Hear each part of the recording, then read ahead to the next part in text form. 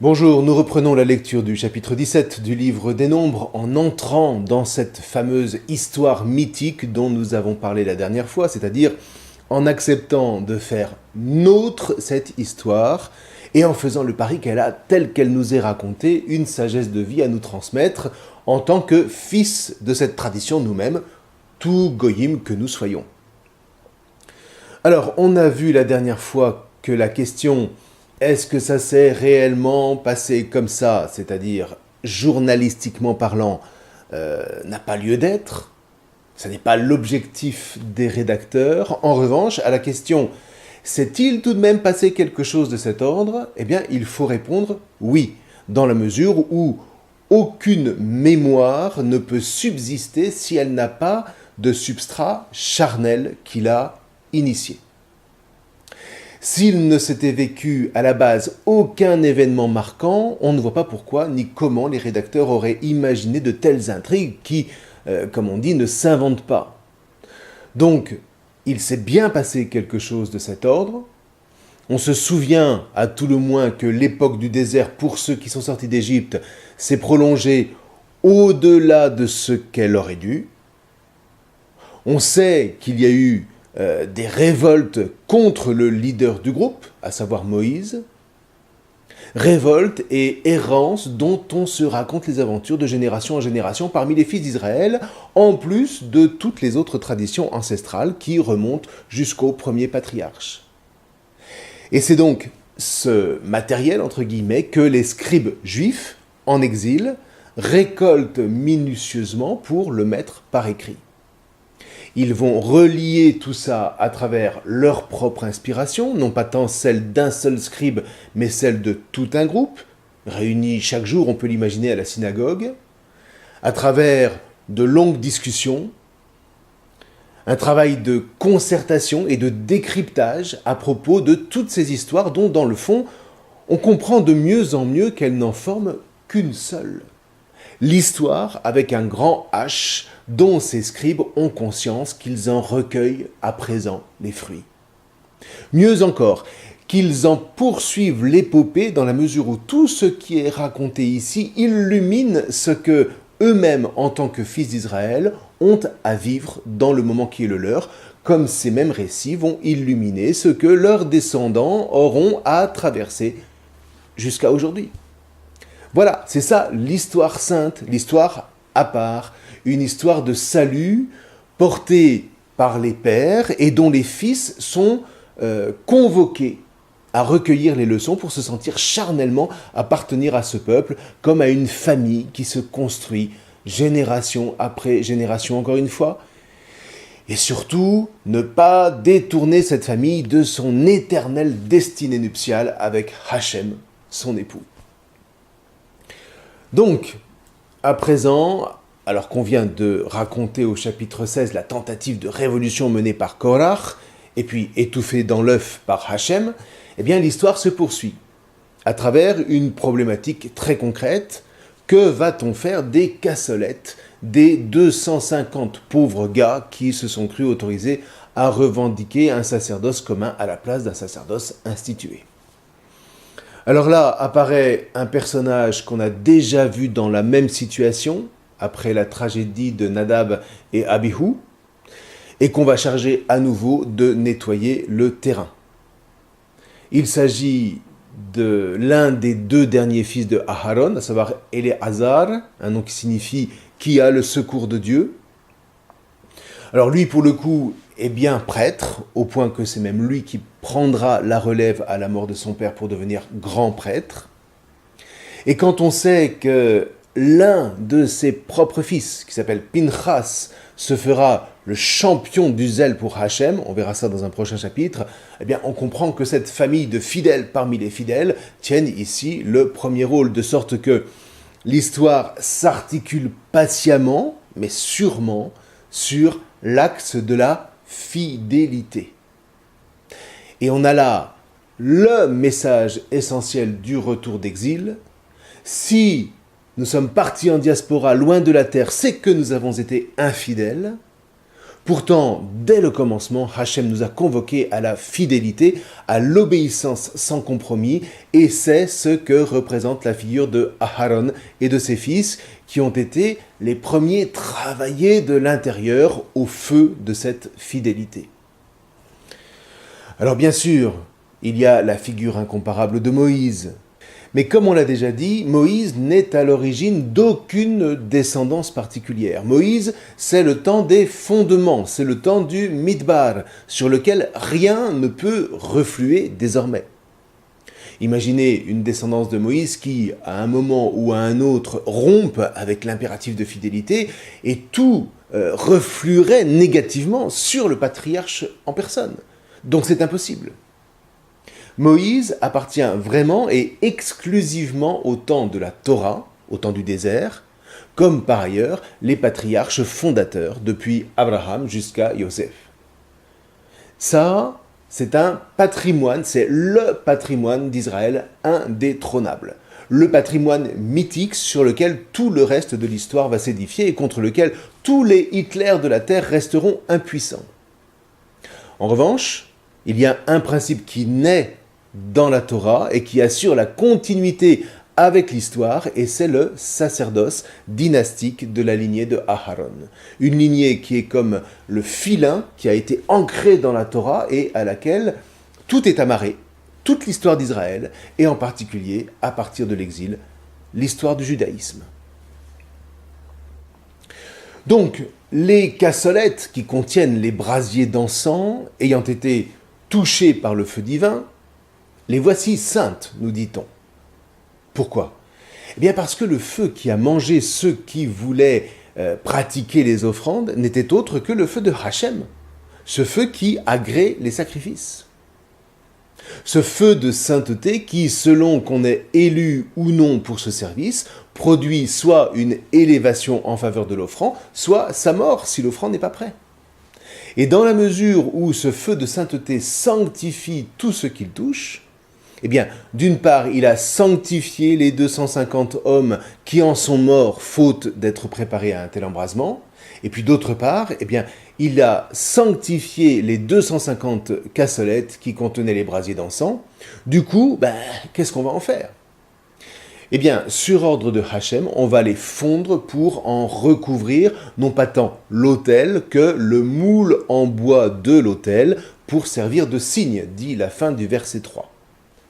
C'est un rôle analogue qu'aura dans quelques chapitres le serpent d'airain qui rappellera la sanction de l'impatience au désert et qui sauvera ceux qui tourneront leur regard vers lui.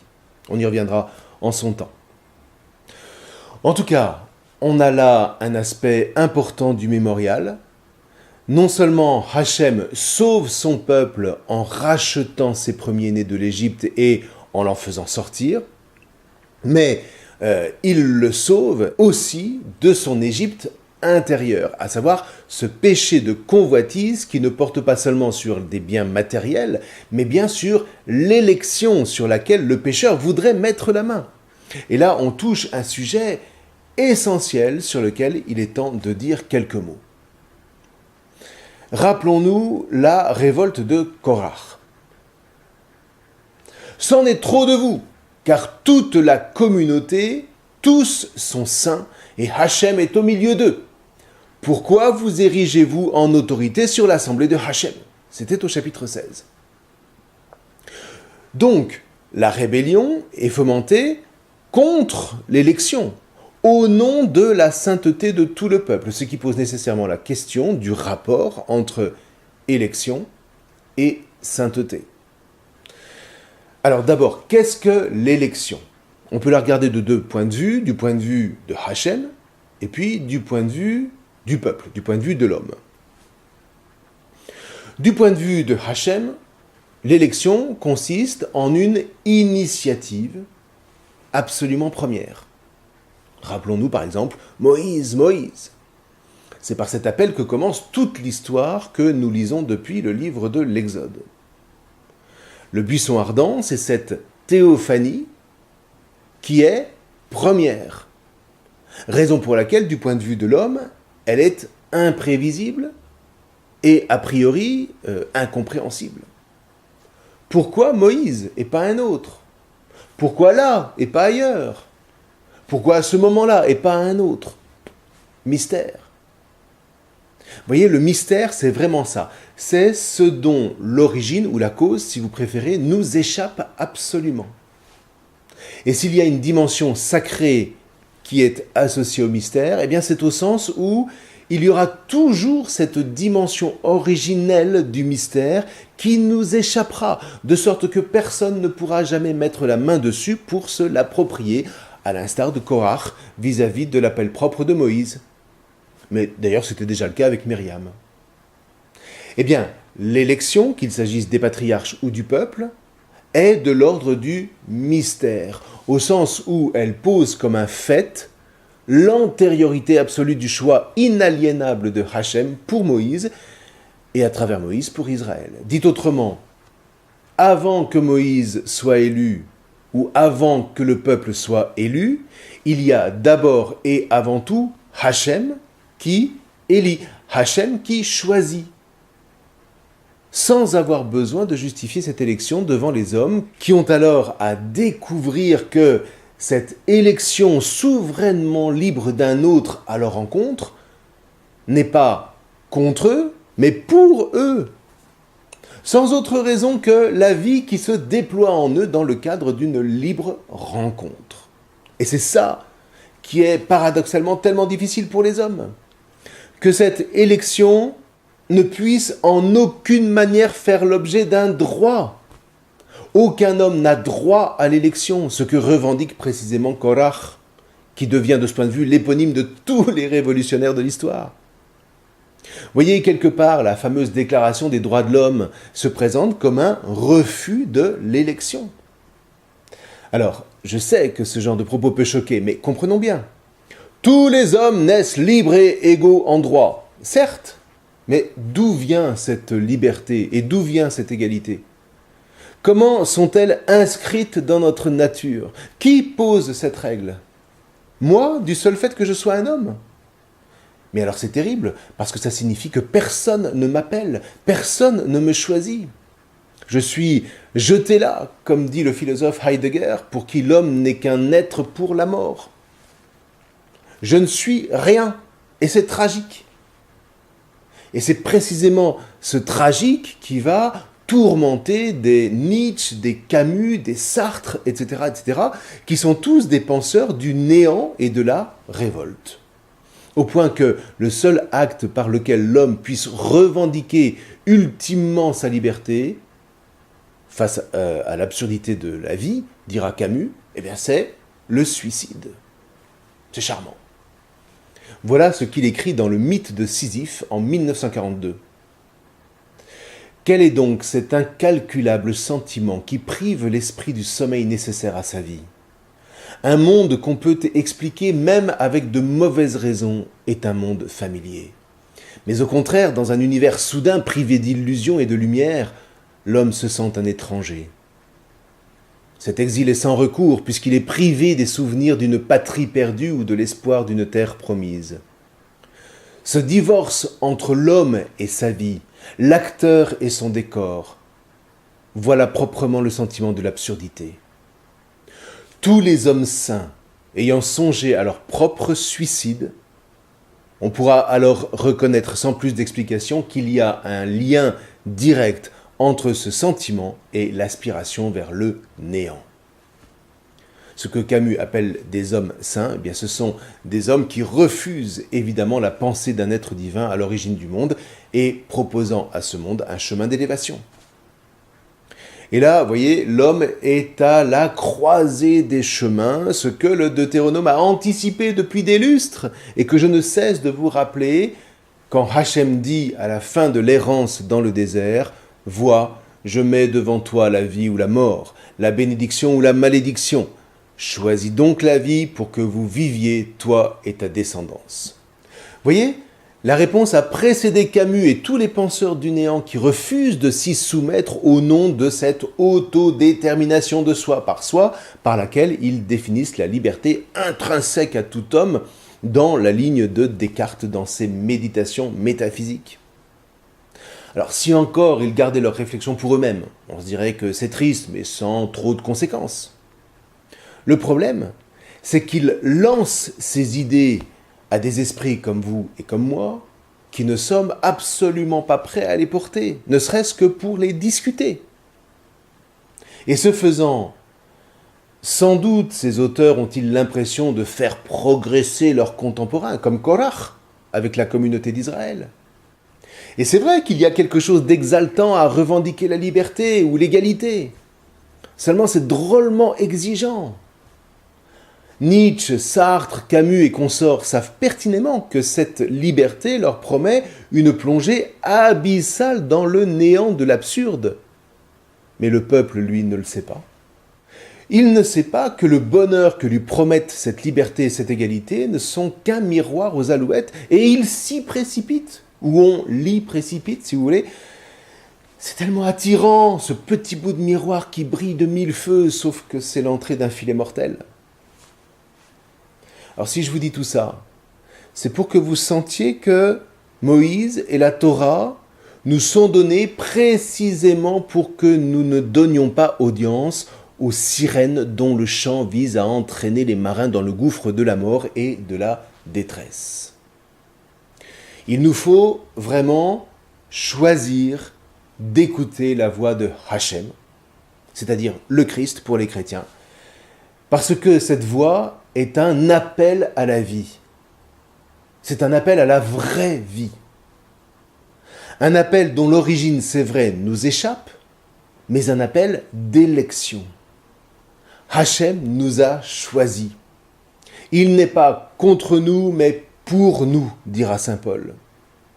Le seul fait que Hachem pose son regard sur Moïse ou sur son peuple, le seul fait donc de cette élection, avant même tout prodige, sauve ceux qui entendent cette convocation à la vie. Rien que parce qu'ils sont choisis, les voici hommes, Adam.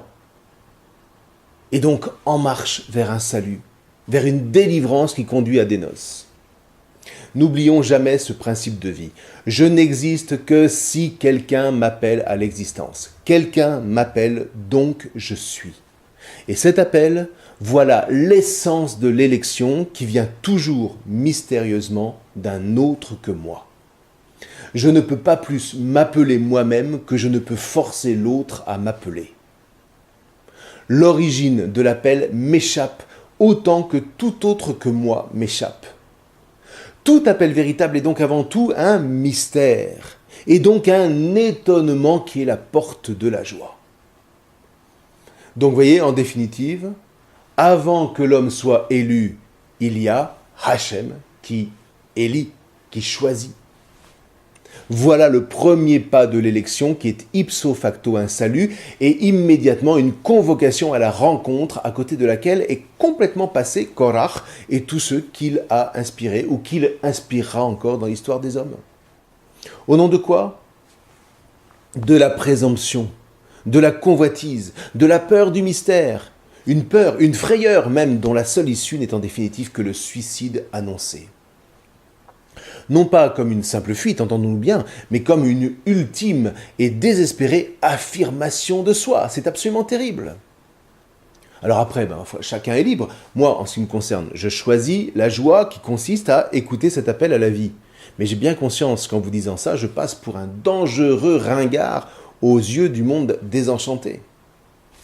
Eh bien tant pis, je prends le risque. Au nom, encore une fois, de la joie et de la vie que je partage avec tous mes frères et sœurs, juifs et chrétiens. Alors, poursuivons. Du point de vue de l'homme, l'élection est donc toujours et immanquablement une surprise et un émerveillement. Un enchantement autant qu'un enfantement. Il suffit de prendre une seconde pour réfléchir. Pourquoi dit-on aujourd'hui que le monde est désenchanté ? Mais parce que tout est fait pour étouffer la voix de l'élection.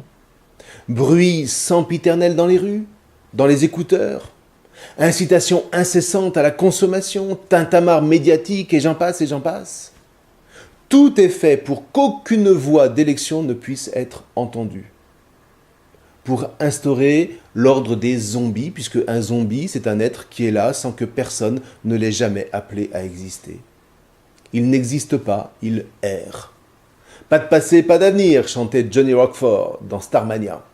L'opéra de la désespérance, où personne n'appelle jamais personne, et qui se termine par un cri de détresse « Au secours, j'ai besoin d'amour !» Toute ma jeunesse. Un opéra qui, au demeurant, est repris en boucle sans arrêt depuis les années 70 où il a été créé. Pourquoi ? Mais parce que c'est le seul opéra qui exprime la dépression généralisée dont 68 a été le détonateur.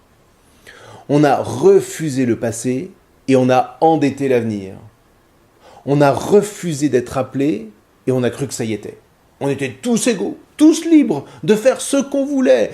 Et comme avec Korach, on s'y est brûlé. Pour les mêmes raisons, à savoir la présomption et la convoitise. Alors encore, ça aurait apporté un peu de baume quelque part, mais non. Alors, il est urgent d'en revenir à la source de l'enchantement, comme les Juifs au retour d'exil, à savoir se mettre à l'écoute et accueillir humblement une élection qui vient d'un autre que moi, d'un autre que l'homme, c'est-à-dire de Hachem par le Christ. Une élection certes exigeante et mystérieuse, mais au profit de la vie, ne cesse de nous dire et de nous redire tous nos anciens dans la foi depuis plus de 10 000 générations. Et nous, on en est toujours à ergoter. Oui, pas sûr, faut voir. Alors à partir de là, autre face de l'élection, c'est-à-dire du point de vue de l'homme, à savoir l'accueil de l'élection. Et c'est cet accueil qui ouvre le chemin de la sainteté. L'élection accueillie traduit en retour le choix de l'homme en faveur de Hachem et des commandements qu'il a édictés. Vous voyez, d'un côté, l'élection libre de Hachem en faveur de son peuple par Moïse, qui est première.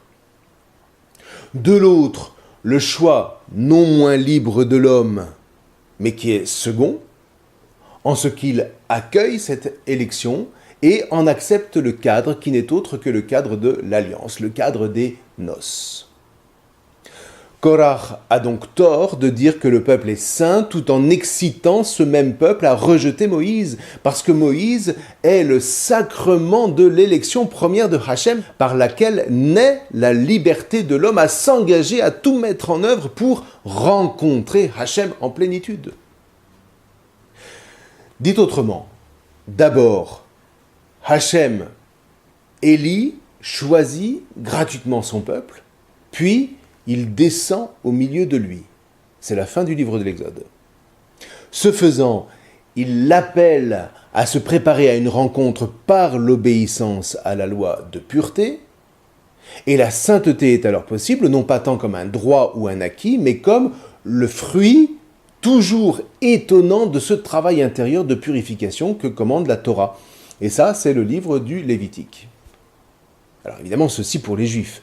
Pour les chrétiens qui se greffent sur cette alliance, ils ont à se préparer eux-mêmes à une purification qui passe par le commandement du Christ « Aimez-vous les uns les autres comme je vous ai aimés ». Or, Jésus, qui est l'élu par excellence, nous a aimés en obéissant lui-même totalement au Père, ce que nous devons faire à notre tour.